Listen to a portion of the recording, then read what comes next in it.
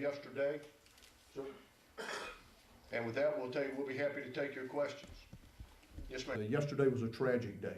It was a tragic day for members of your own press corps.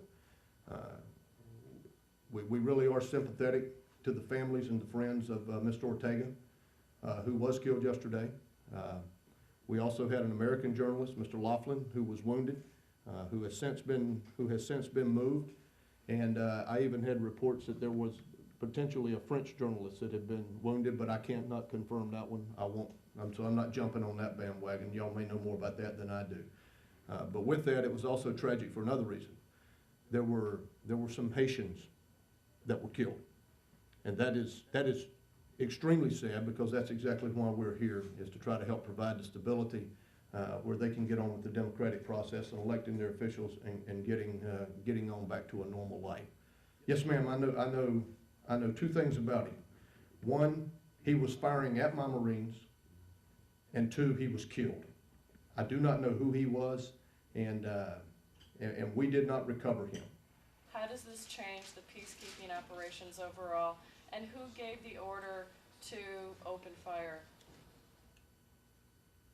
Okay, let me see if I can piece all those back together for you. The mission we were sent down here is clearly peace enforcement. There's a difference. There's a significant difference.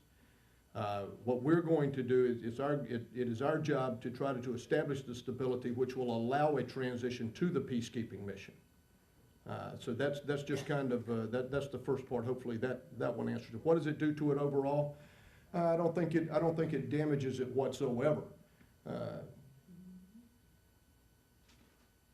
You will find in some cases such as this that there has to be a certain amount of enforcement before you can establish peacekeeping and make the environment safe enough where the humanitarian and just normal government routine functions can take place. Okay? I probably missed one of these questions in here, but go back to the Palace incident yesterday where you talked about who gave the order to open fire. No one gave an order to open fire. Didn't have to give an order to open fire. Hostile intent was directed when the gunman displayed hostile intent. The Marine has absolutely the right of self-defense, and that's what he was exercising. Are you certain, sir? As far as who initiated the action yesterday, what group they were from, I do not know. I have no way of knowing that. Okay, for spelling, if you need name spelling, just come on and see me.